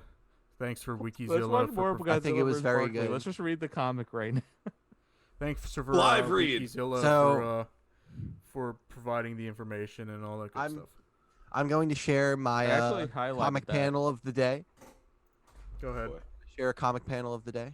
I was about to say that was one of my comic book recommendations was for the podcast page was Godzilla vs. Barkley when King of the Monsters. Also, This is Godzilla Goes to Hell. Very good comic. Just want to let our fans know that this is the There comic are panel of the many day goods. from Matt Fraction's Hawkeye #7. Oh, somebody's finally reading the Bible. I am woke. You could Okay. do this before or after Justice Why League. does everything smell like bean? My roommate actually made a point out that the omnibus, like the whole collection. Yeah. I got it for like $40 like 4 years ago. But wish. I looked it up now, and now it's like $250. Yeah. And I was just like, I would not sell that for like $5,000. I would not sell. I'm glad because I have the first issue. Like I have the first issue. It is the golden goose of my comic collection. Is it It now? is the one that I will not sell. I got it for like $25. Like I want to say like a year or two ago. It's not bad. I walked into Fat Jack's in Philly and like just fingered through the shirt boxes. To be fair, I don't think I can sell that omnibus because it's a little beat up because I've read it so many times. Yeah, but like I just fingered through the new and apparently it was new. They had just gotten it in the other day, and I was like, yes. Before I even grabbed the rest of the comics that I wanted, I walked up to the counter, put that on, and was like, I'm getting that. I'll be back. Okay, Yeah, so my golden goose was Daredevil #5, but I was gonna try and get it signed by Stan Lee, and he passed away. So yeah. now it is definitely one that I will sell. Yeah, that So omnibus is my golden goose that I will not sell under any circumstances. So speaking of comics, however, not Marvel, it's time to move into the most contentious movie production of the past 5 years. This is very I thought true. this was going to be my hot take, but a lot of people will tend to agree with me. A Zack director's Whedon's cut an did asshole. not save this. Snyder's Justice League. Josh Whedon is an asshole, but it was just like a director's cut isn't going to save the DC cinematic universe. So for the past this one was proof. 2 years, I think it's pretty much been going on at this point where Zack Snyder has gotten this cult of personality that's around him. No offense to him. Zack Snyder as a dude, really fucking cool guy. He's a cool guy, except he has a in general. fetish, I disagree with certain things that he does and that he agrees with and that he likes, but I'm fine with him. And the one thing that's cool about this cult, if there's anything cool coming out of this, is they did raise a lot of money for suicide prevention, which is always fantastic. But full thing, I watched within a day of each other the Joss Whedon, aka Justice League film, as well as the Zack Snyder's Justice League or the Snydercut or whatever the hell you want to say. And I'll say it's better. Is it good? I honestly don't think it was worth it. Well, it's like comparing dog shit to manure. It's the same case as Batman v Superman, the Ultimate Cut or whatever. Yeah. Where yes, it's better and it makes things make sense, but it doesn't make it good. Or I'm not sorry. It's an old saying where it's like you're comparing cow shit to manure, where it's just like, yeah, it's slightly better, and it serves a purpose, but at the end of the day, it's still shit. Here's the thing with those movies, though. Those movies, they're gonna be a lot better to the uneducated fans than they are to us. That's always the case. Oh yeah, that's with every cinematic movie. But yeah, I think you're right though, where the Justice League's more of an exception. But so I will say I do want to go into a bit more detail. A lot of the stuff, it is very clear, like when you watch them back to back, that it is very clear what scenes Whedon recorded and what scenes were recorded by Zach. Partially because of the fact that when like Bruce looks sad normally, Ben Affleck looks sad normally, but he really looks down in the fucking dumps in any scene that was filmed by Whedon. What about the color correction? Ben Affleck to go to rehab. There's so much. Like I will say, I feel like the color gradient in this is better than it was in Man of Steel or in Batman v Superman, but I haven't watched the gray version because Justice is Gray. It adds, well, I can't say it adds nothing to the movie because I did like Logan noir cut. But that made more sense than this. But so there are some good things. For one, everything Cyborg is really fucking well done. Yeah, I heard similar but things. That comes with the caveat that I'd rather see this in a Cyborg solo film, and it all makes more sense in a Cyborg solo film. They really won't give Ray Fisher a break. The scene where Ray Fisher is there's a scene where he gets a thing from his dad that is telling him about who he is, what he is now that he's Cyborg, and there's a whole scene where he beautifully looks at other people's like social media feeds. He looks at this one woman in particular. He looks at her at the ATM, and she notices that she's had struggles for the past couple of years, and that there's not much money, and that everything. And he just does this thing where he walks up to the cash stack that's above her name and just and like adds a bunch of money to her account, and it's a really sweet and like well done scene. And it's clear that Fisher was a lot more into it when Zach was filming. Yeah, but once again, I'm just imagining there's some poor guy that's just down like $3,000. It's just like he didn't choose where the money went. It was just taken from other poor guy going. It's just like the scenes in Watch Dogs. Whenever you do that, oh yeah, how the main protagonist in the first Watch Dogs is totally the good guy when he's robbing people's bank accounts. Yeah. But so yeah, you can't really go into the Snydercut without actually talking about all the things that have been going on surrounding this. And I will open this up saying that there are some things that the Joss Cut does better, but also Joss Whedon, I love so many projects that you've worked on. I'm a big Buffy fan. I'm big on Firefly. I like the first Avengers film. I'm not too keen on Ultron, but I loved Ultron. Yeah, fuck you, dude. Like, off all you want, but I do hate Joss Whedon, but I do like Ultron. My only issue with Ultron is I think that there is a good movie there. We just didn't get it. There's a good movie on the cutting room floor, but And then like the one thing that's really Joss really loved to hype himself up as this big feminist guy, but then you get things like he was not allowed to be alone with certain female cast members who were underage on the set of Buffy. He was the only one who that rule was required for. It's the thing. Once that stuff's announced, you start seeing his work and seeing how much shit made sense. And I'm assuming you saw what he said, or what Gal Gadot said about him too. Yeah. So funny thing too, he reused some Age of Ultron jokes surrounding Wonder Woman. Falling on in the original Justice League, in like the original Justice League cut. There's the part where Flash runs around the wall, which I love. I'll say now, it's Zack Snyder's Justice League. Aside from one little bit in the scene with Iris where he like strokes her face, even though he hasn't even met her yet, which was creepy. I really enjoy the actual graphics and the CG that's involved with the Flash. I love the way that the lightning looks and everything. It looks so fucking cool.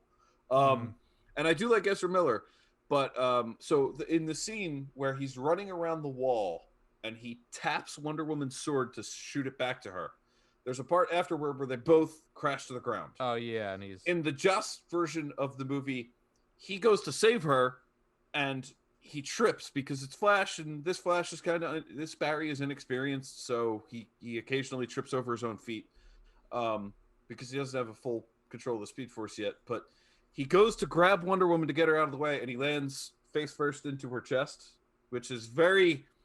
He did the exact same thing in Ultron with Bruce and Black Widow. Yeah. When he tries to like jump over the bar and ends up face first in her chest. But yeah, Joss Whedon not very good. The thing is, though, if you use that joke once, it's like, it's not that funny. Yeah, you can't. It's kind of weird. But when you do it twice, like, there's a pattern of you being an asshole. also like the other thing with like this is not an Ultron discussion, but I really hate that he threw out the whole Nat and Clint romance potential for his own self-insert to aka Bruce to be doing stuff with Nat. And then you get that later conversation where she's like, I'm a monster because I can't have a baby. Yeah, that was the other issue. Was like there are so many reasons that when I saw that in theaters, I actually told her, I was like, why is that the center point of her character? It doesn't make any sense. Yeah, the fact that she was tortured as a kid for training and then genetically altered for shit, that would be an important issue. But I can't have a kid. There is so much room for you to actually like have Natasha Romanoff think of herself as a monster. There's the things she's done, the Red and the Ledger. There's like all the experiments. Bus of kids. There's all that stuff. Exactly. You could have used that. Exactly.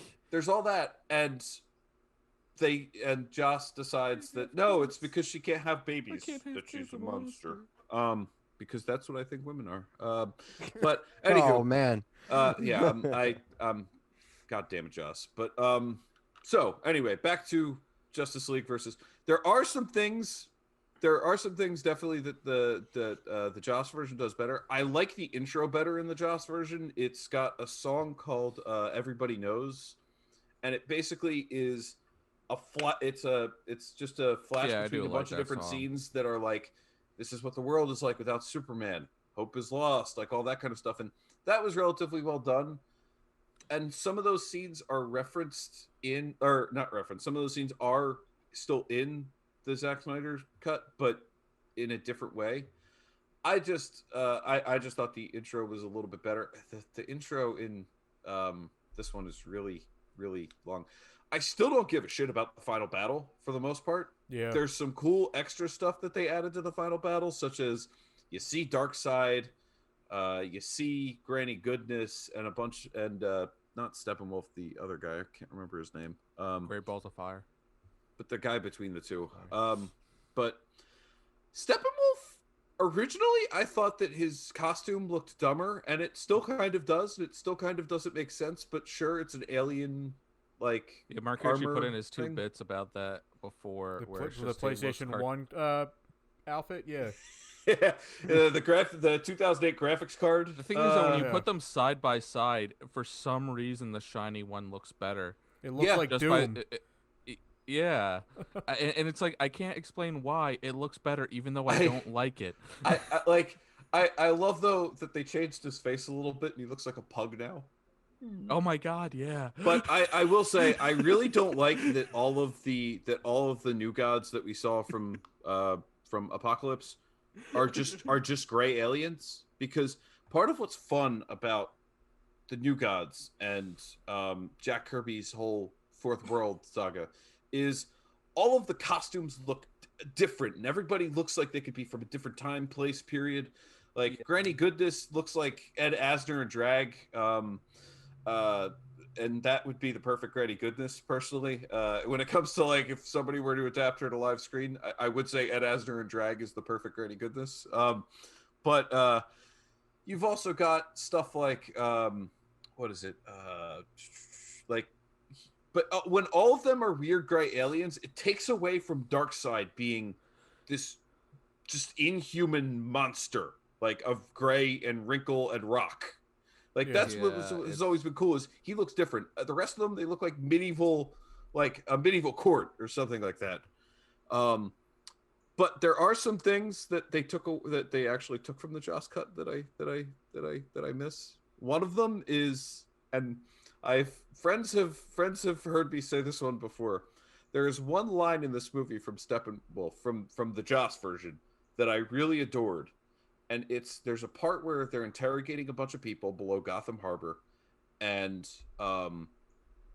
when they're interrogating them there's a part where Steppenwolf picks up a guy, and in the Joss cut, there's a line where the guy's like, "Please, we have families," and in both cuts it's like that. So in the Snyder cut, he says, "Then you have fear." Where the other one is just like, I like the Joss one better because he just says, "Why does everyone keep telling me that?" I actually did like that. Where it's like, why does everybody keep telling me that? And he just kills them. That is actually good comedy because it's not comedy. Because you're describing. It's literally him being like, "What is family? Is that important?" Is like, it keep me from killing you, really? His alien, his whole alien conception of what life and relationships are. Just like, why does everyone keep telling me that? And then he starts to cry because he can't have kids. I'm sorry. I will say, I'm a monster. This movie kind of creates some f-ups, such as the fact that Martian Manhunter only appears in the last 5 minutes of the movie, and he was like a hyped up, like, oh my god, he's gonna be in here. Why didn't you help out, bud? Like, the world was about to end. Why is it now that you're coming to Bruce? To be fair, he was a little busy. I'm sure you can retcon that into he was a little busy. Fair point. He's a general, but he actually does appear in one scene as Bartha Kent. I haven't finished this movie, and I like every time I can't hearing reviews, I can't. There's not a lot keeping me from going back to watching it. I'll be honest. The entire final fight, for the most part, I was pretty much checked out.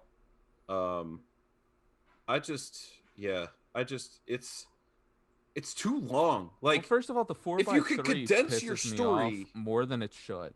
What? The 4x3 ratio pisses me off more than it should. Oh yeah, it's dumb. It's and he's like, oh, this is my vision because I want it to be centered. I was like, there is no fucking cinematic reason for you to have a 4x3 ratio. That 4x3 ratio is 100% dead now. These days, it just looks like shit. The thing is, though, the 4x3 ratio only exists because of the undated TVs that couldn't do it in a cinematic ratio. Like, it's just it made me like throw up in my mouth. I sound like a snob when I do that, but I'm just like, you're trying to be edgy in a medium that serves no purpose anymore. Yeah, it wasn't like to keep everything centered. In my opinion, Letterboxd just doesn't look good. Widescreen looks a lot better, but like still, just. I'm gonna keep citing this because I like using it as there's a right way to go back to old formatting for cinematic purposes, and then there's a wrong way. Hateful Eight's the right way. Yeah, Hateful Eight, 77 because we did the millimeter. 7mm ultra wide. Me and Brendan went to it, and it still is hands down my best cinematic experience I've ever went. And you know what it also had? It had an intermission in the middle. It had an intermission. It had an overture. Fully beautiful experience. And then imagine going from that to just watching a fucking Justice League movie on an old boob tube. Like, there's no. I'm sorry, I'm hammering on about this, but it's just I like really didn't like the 4-3. it pisses me off that he's also getting a huge credit because of the fucking Snyder base that I hate now. I hate this base. I hate this fan base now because they're trying to justify a 4:3 ratio by calling him an artistic genius. He's not. He really isn't. Not in this aspect. You can do it with anything else. Don't call him an artistic genius for 4:3 ratio. I would say. Sorry, Zack Snyder. I would love Zack Snyder if he stuck to being a DP. If he stayed as a director of photography got a little heated, did cinematography, I'd love him because he is very good at framing and very good at making making a nice image at times. Yes, he's occasionally a little bit on the nose, such as many shots with Superman with Christ in the background. Don't know. Don't know why this character. Don't know why this character created by two Jewish men in the 1940s is being Christ referenced, but to death. America. But oh well. But yeah, like overall, I'd say I'd give like the Snyder Cut probably like if I have to rate it out of 10, I'd probably give it a 5 or 6, but that's at the most. Like it's better. I have to give it like a Justice League. Like you have to give it a 3 because everybody hated it. Oh, the original cut gets like the original cut is. But going from a 3 to a 5 out of 10 is like. I do. I'm hearing myself talk and complain about this, and I feel like I'm sounding like a snob. No, you're not. But it really is just. Like it was Zach, over to me. I'm glad you got to do your vision. I'm very glad you got to do your vision and make that come to screen. And everything that happened was awful with that. But why? It was just everything was. Do you think Zack Snyder would have benefited if he watched Joss Whedon's movie? Because he's going on and on saying that he's never watched it. I don't think that really would have benefited because I think he was going to do what he wanted to do regardless. And there's, there's only an hour of new footage. Yeah, a lot of stuff is just recontextualized, and they put in cut content from the original. I think it might have helped him in figuring out what not to do. But I don't know. Also, I will say the nightmare sequences are very funny now because of the fact that we're not getting anything else from this universe. That just means that they're unconnected bad dreams that Batman had. No, I think that's what I mean. That's why when I saw all the cuts for the nightmare. I'm sorry for interrupting, Sisto. No, it's fine. When you think about, I'm trying to think about it. Like, guys, I haven't seen the movie yet, like either. But when I think about it, if you're an artistic person, you know that's working on this grand project, I wouldn't want to see what the other person released because that would kind of taint any like preconformed judgment or any judgment would kind of taint what my vision would be. I'm 99. So we got pure what Zack Snyder was thinking on this. Yeah. That's why. So I think some death of the author applied here, and it was what would I have done? I think some of that got added into it. Yeah. No, what I would have had done made it a widescreen format because I'm not a fucking hack.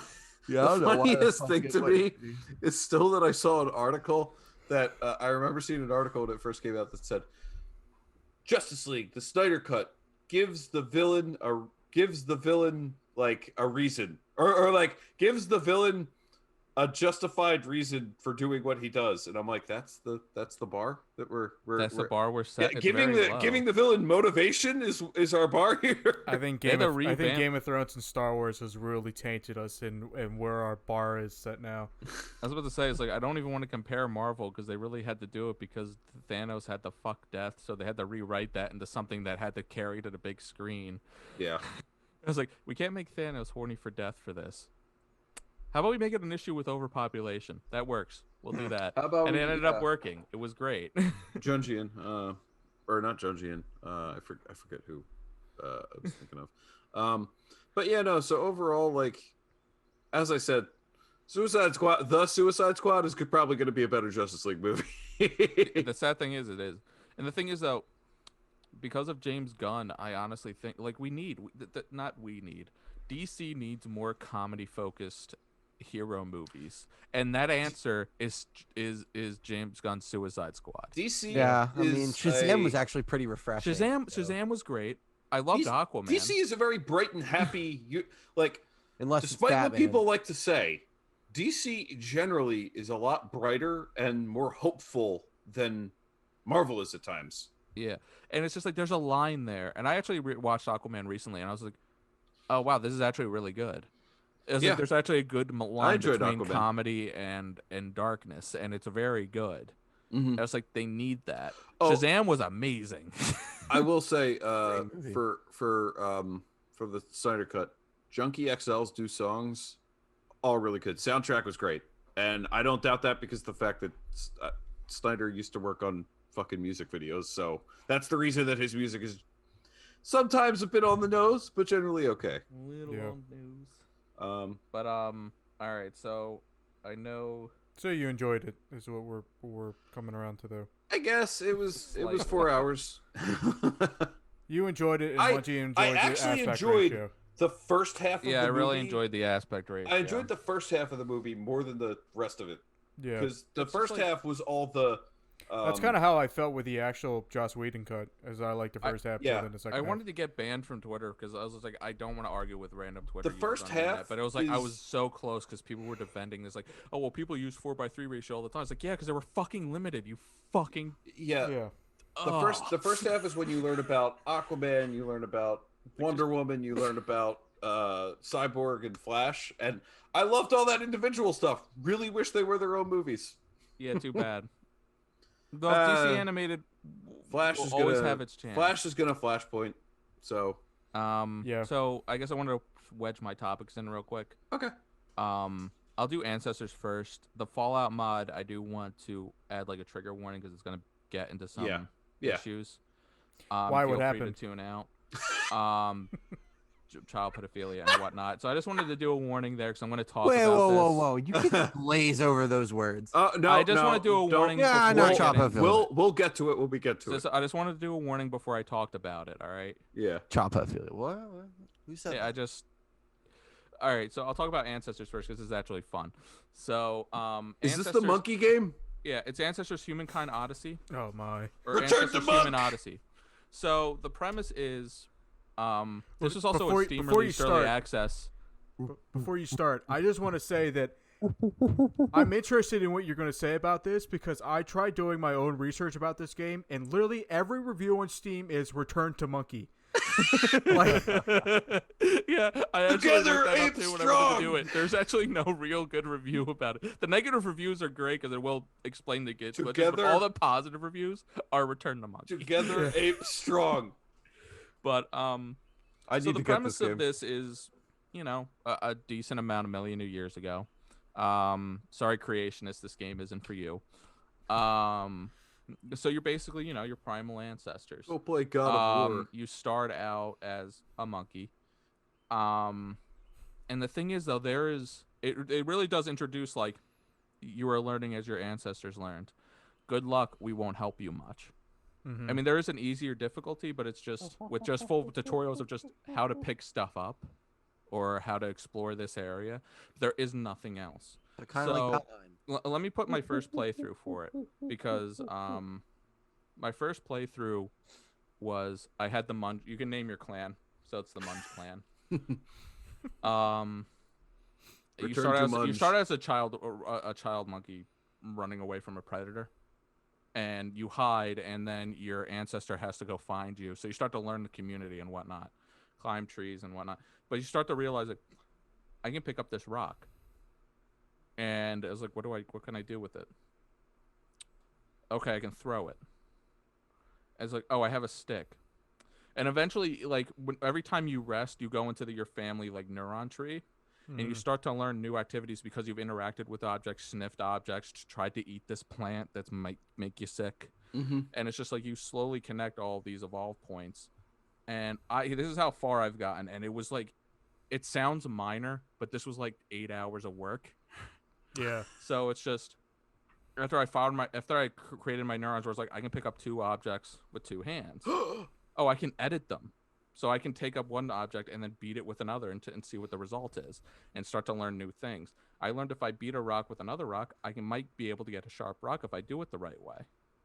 And the other one was eventually And this was like the most proudest moment because for some reason I didn't put 2 and 2 together after I started editing objects. I picked up a stick with branches on it, and then I used my other hand to augment it and remove the branches. I have a stick. Yes. And then I was like, oh shit, stick, rock. And then I Use the rock ran to sharpen the stick. And I used it to sharpen the stick. I had spear. This was 12 hours of work. No, that's so like it's so It's amazing done. Granted, you did 12 hours of work. You did about like 3 million years worth of work. That's the beautiful thing about this, because it's like I love it because it's educational in a way, because you're learning primal theory. I guess because as a psychologist, I get really like into these sort of things. It's very cool Because you really learn like the nature aspect of just like, oh, this is how you had to learn. Like you don't know. Exactly. You don't know. It's like, there's that no one weird to tree. teach you. You have to. It doesn't smell right. Okay, I can't eat that. This one smells okay. I eat it. Ah, shit, I'm sick. Yeah. But then you get, if you have full assist, you'll see like the things of just like your next generation might learn how to process these nutrients if you keep trying new things. Yeah. I haven't passed my generation because I want to learn as much as I can and have my clan live. Because I want. So you don't have to go through as just one monkey. I still don't know how to switch. There's supposed to be a way to evolve that you can switch to other monkeys, but you don't. And press the Y button. I haven't learned the trait it's like yet. Lego Star Wars. Yeah. That's what I'm thinking. The sooner you evolve, like, oh, you've learned this, you can teach it to your other clan members. So when they have kids, it's predisposed for them to learn. Like all that stuff is so fascinating to me, and they do this really well. But the other thing is, I've lost a lot of clan members. Yeah. Because there are predators. Everything wants to fucking kill you. Yeah, there's giant snakes and shit. There's an ancient boa, which is terrifying when you first find it, because you're just like, oh, it's a weird looking log, and then it goes up and envelops you, and you're dead. And certain things in the world, like there are certain places I like in the world screamed too. because when the log moved, I actually yelped because it's just like by the second it moved, I was gone. But there are certain things and whatnot that will trigger like fears in their minds as well too. Is there not? Yeah. So every time you see that, you will when you go, especially when you go to a new area. So when you go to a new area, you get this fear. It's called it's called a fear vision, where you're like, your adrenaline goes up. Yeah. If your adrenaline gets too high, your character will panic and then try to run back. And there's like a 50-50 chance it'll get eaten. So it's just, that's the terrifying thing. But it's also, you have to learn, real out things aren't terrifying. So you have to learn all these new things. Like, okay, there's a plant there that I remember. There's this that I remember. Okay, there's this food I remember. And then you just keep going until you overcome your fear of the area. And there's little objectives. There's objectives you don't have to follow, but I do because it keeps the game going. Yeah. Like it's just like build a shelter, find a new clan location. You have to mate to have children. But it's just I loved it. I'm having fun with it. It is frustrating as shit, but it's just like the more I'm learning, it's just like it is fun and frustrating at the same time. So I do give it. It's on PS4. I ended up getting on PS4 because that one was on sale, but Steam wasn't. Yeah. Steam, it's up to your preference because both games are running at the same way. I know Mike will play it because frame rate, PC master race, all that crap. But yep, it is a game I suggest to get. Yeah, I got it for like $15. I'm taking a look at pictures now. I honestly, like, for a third-party game, it looks really good. Look up if you have issues, because I had issues playing it, because they really do say, good luck, we won't help you.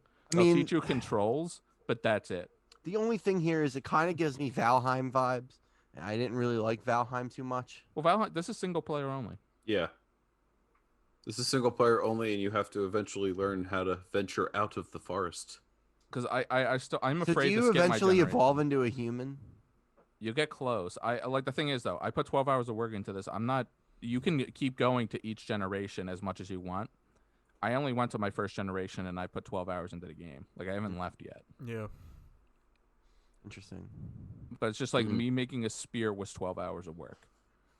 Yeah, I don't know if I'm that patient. Yeah, I like these kinds of games that take time like this. And involve a lot of experimentation. So yeah, that's my review. I highly suggest it. I might actually try to do if I find out how to do a stream share, I actually might do that. Mm-hmm. Yeah, go for it. I'll let you know when I do that. But No, I also wanted to talk about the Frontier. Okay. So like I said, there are some warnings with this. If you are familiar with this, it's fine. But so a couple months ago, I also made the announcement to the podcast page that I was really excited for this mod, and then I immediately removed it. Yeah. So what ended up happening was so here's my take on it, because I actually read a couple of YouTube reviews, read articles. Mm-hmm. So it was initially released, and then people found questionable characters and whatnot. This was actually the first 5 days, and on the 5th day, you can fuck the snake people. Yeah, but on the 5th day, somebody discovered one of the developers who created icons, character actions, dialogue. His personal profile had cartoon depictions of child pornography, which I can't. It's horrible. Mm-hmm. And it was right. They removed him, removed all of his content. Because of the backlash, they removed it from the Steam page, and they removed Nexus for a couple weeks. Mm-hmm. But the thing is that as horrible, it was horrible. I'm not even touching that. Yeah. It was horrible. He had every right to get fired. Everything. The problem was it all happened at the same time, because the game launched with 1 million problems and 1 million character problems.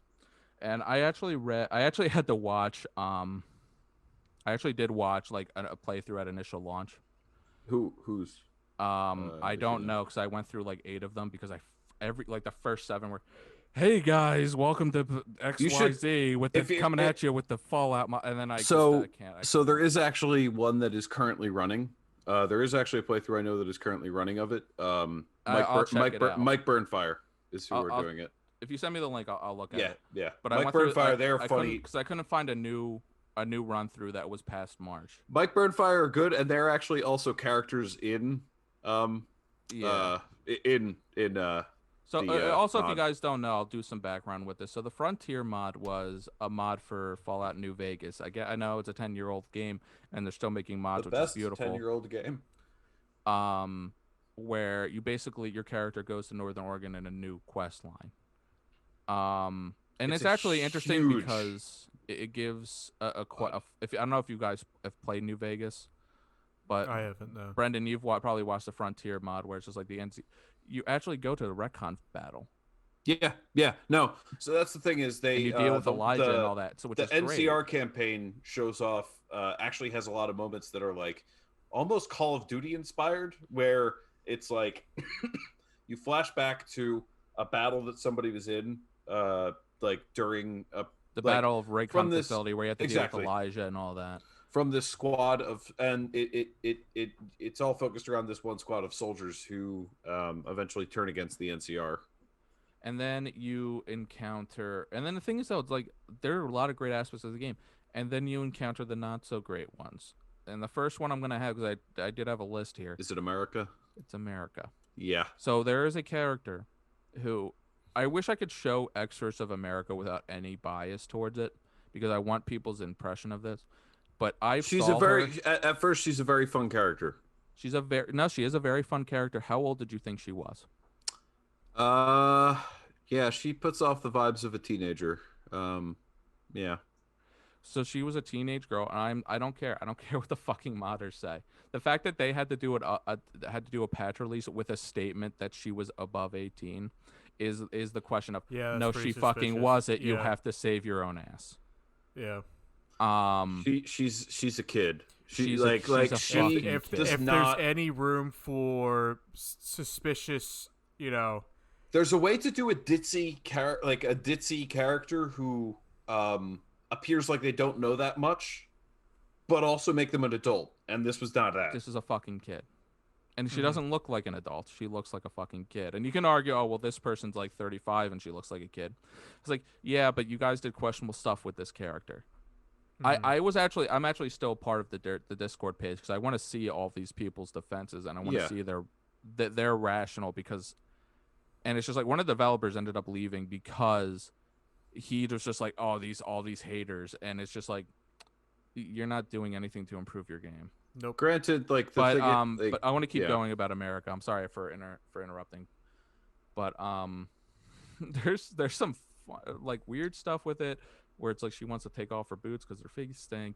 Yeah, there's dialogue that is very clearly kink focused. And then one of the directors was just like, well, if you think that's a foot fetish, that's because you have a foot fetish. No. And that same developer who ended up I don't know about having to leave, voiced the lizard people.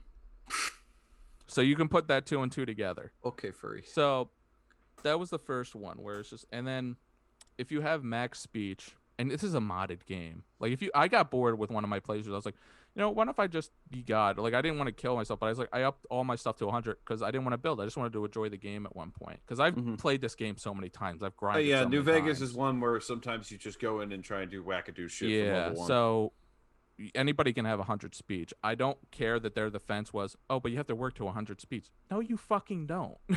Most people are going to enter this mod with one of the character. dialogue lines eventually is, your friends are jealous of you. Like you can berate this woman or this girl. I'm gonna say girl. To the point where you can make her wear a slave collar, and she has to call you master. Ugh. And it's. Admittedly, there is one funny bit of And the thing dialogue is- with her that actually exists in this game, and it's one where if you piss her off and like insult her in one scene, there's one scene where everybody in the building will just start firing on you. And the thing is like, what argues with me is like that there's the people's defense of this is so alarming to me. Where it's like, oh well, you could have done this the original Fallout. I was like, yeah, were they 18? Were they under 18? Nope. Were they questionable with this? Was this a community? Was this not a community mod? Like it's just like people's defense. It's just if you have any excuse in your right mind to try to defend this in a rational way, It's the lolly defense. it's sick. Yeah, it's sick. It's sick. I can't argue with Yeah. that. That was the one problem. This one didn't have any ethical concerns, so I can at least shift this away to ethical concern. This, oh my God, This mod goes fucking nuts in some places. the fucking lizard people.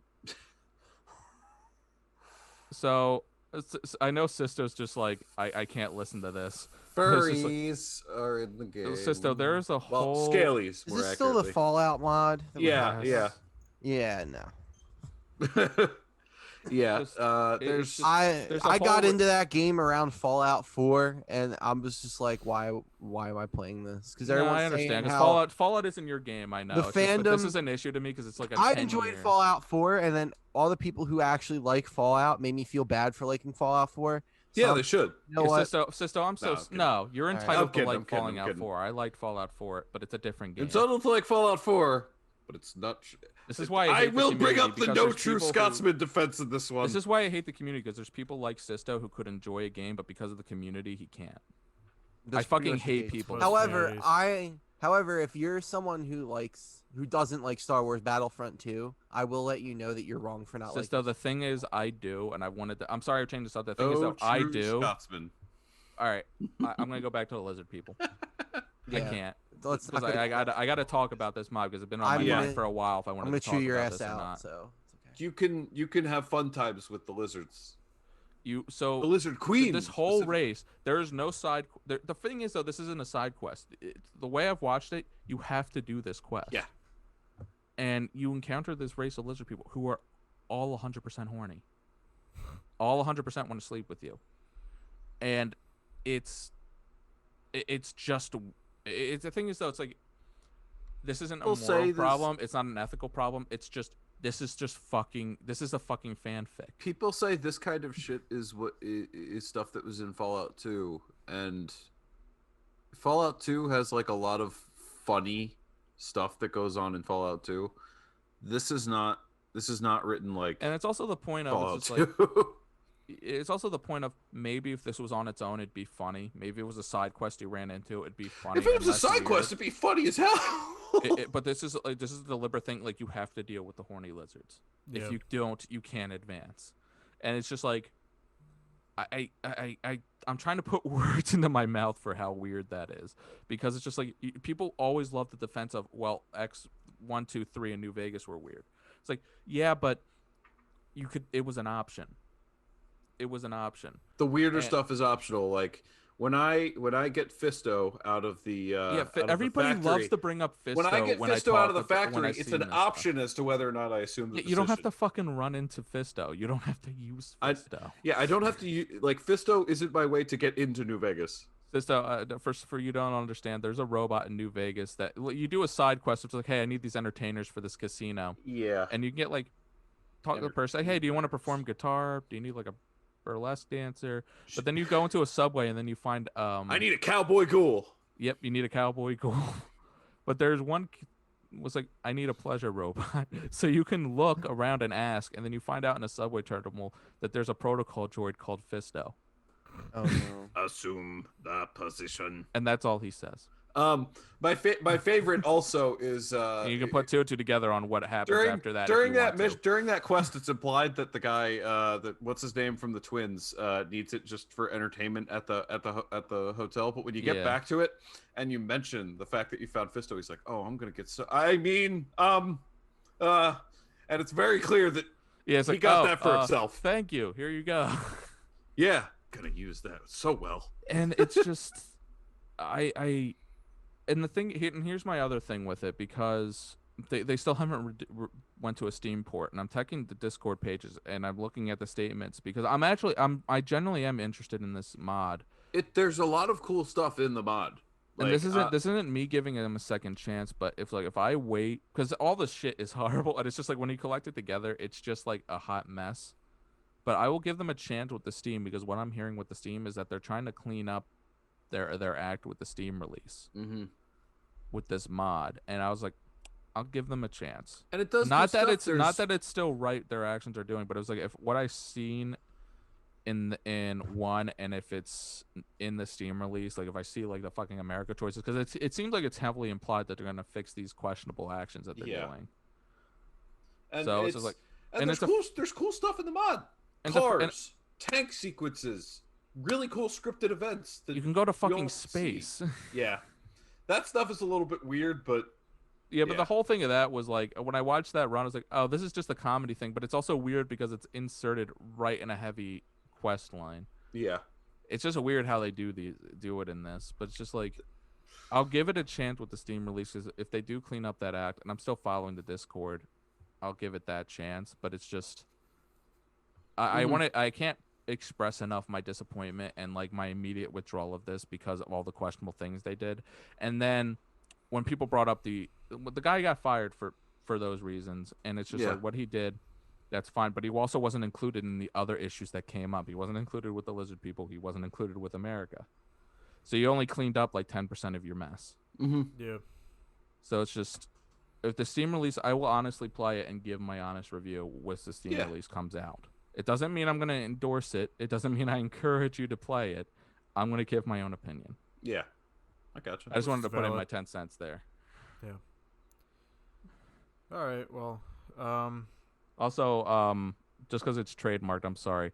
The Ranger Mungi's Wild Corral review was towards Ancestors. I am not associating the Frontier mod with Ranger Mungi's Wild Corral review.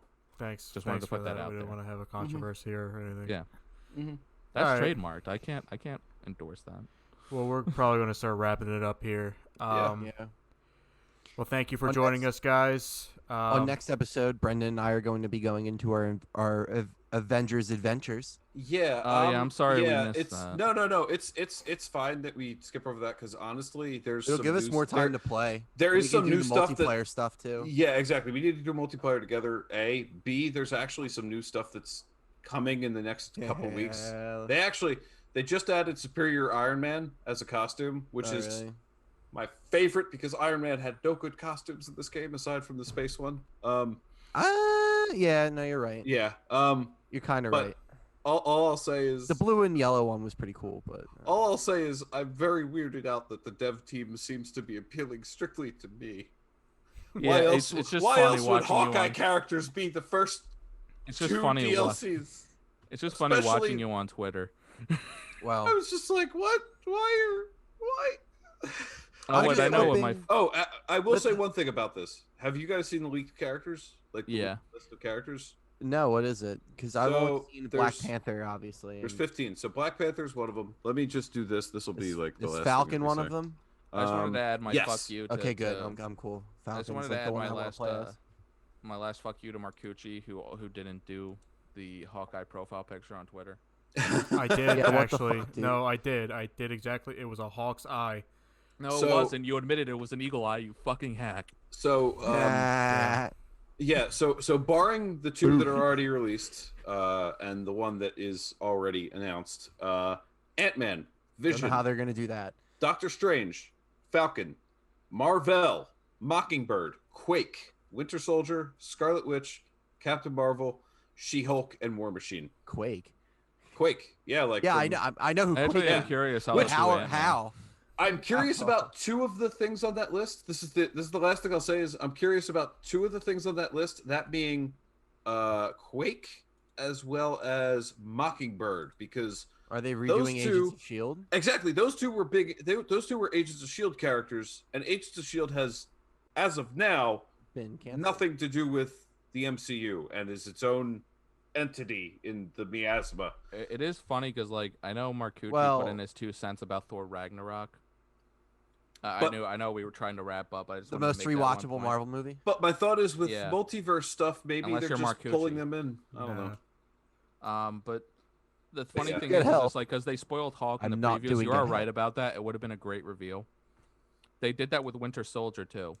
If you watch Captain America to Winter Soldier, but also enjoyed Agents of Shield, that big spoiler of just also if you didn't read any comics, but people who watch the movies are experiencing this for Or the first watched, time. Some of them are. Or watched Captain America, So when you realize- watched Avengers: Earth's Mightiest Heroes. Yeah, Well, but I so mean- if you Great were show. watching Agents of Shield at the same time, like 2 weeks before the movie came out, they found out about Hydra, and that was like the big twist. I was like, they kind of spoiled it. If you watched the show and then went to the movies, like, oh, Yeah. okay, Yeah, Oh, well, that's before the show's tie-ins were important. Like no one really. People who watched Agents of Shield watched it just to watch it. Like they didn't watch it up for- until Winter Soldier, the tie-ins, like, it was actually part of the universe, sort of, Yeah. up until Winter Soldier, and then once, because it was still, I forgot it was still running when shit like Infinity War came out, and then they did weird other universe stuff. But they've also referenced it in WandaVision now, because of Yeah. the soap, It's kind of weird. the Hydra soap, because Yeah. the soap was the thing with the Coulson, and yeah. with the Coulson and the. All right. Well, all I have to say is know if what I'm talking about. they do bring back Agents of Shield, it's gonna be. I mean, I hope they bring it back and try and like see. All right, after the blip, like this is what we got to fix, kind of deal. And make it There's plus. room Like, to that'd be do it cool. because they dealt with alternate universes 'Cause- in Okay, so Yeah. Agents of Shield. So next 'Cause episode's Quake- context, if we can force Lex to watch Winter Soldier. Yeah.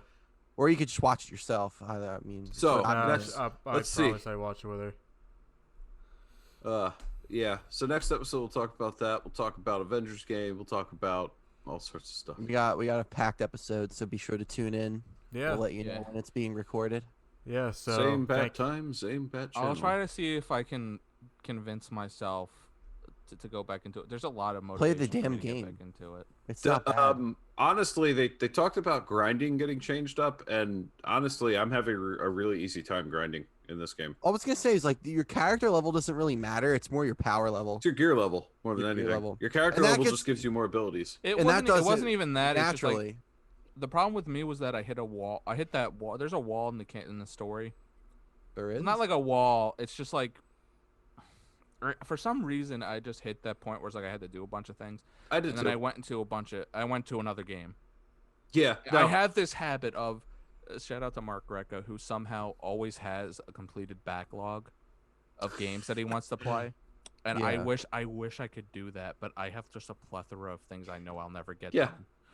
It's interesting because And I have hobbies such that I have such a horrible habit of doing I have that. so many hobbies that don't align that when I'm kind of like throwing one away, like I move to something completely on the other like aspect of. The thing is, I and just that's stop the thing playing video too.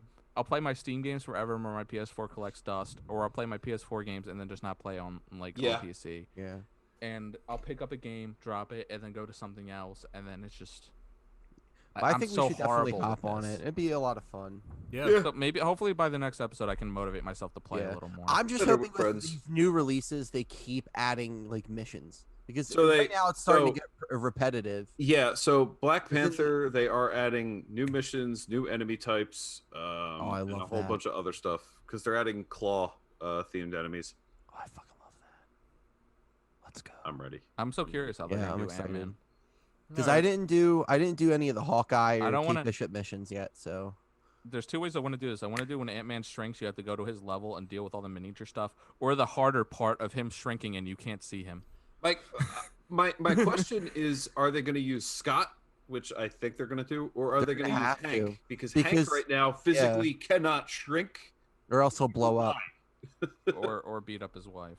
Well, no, Hank in this continuity is okay. I apologize. They had to retcon him, but also that was a in the original comic. I kind of feel bad because it is canon, but that was a script mistake.